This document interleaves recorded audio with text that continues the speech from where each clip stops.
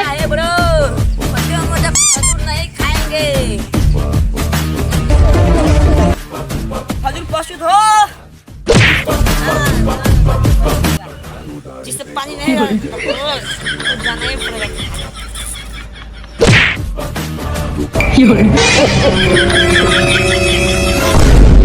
please मुझे क्षमा कर दो प्लीज मुझे क्षमा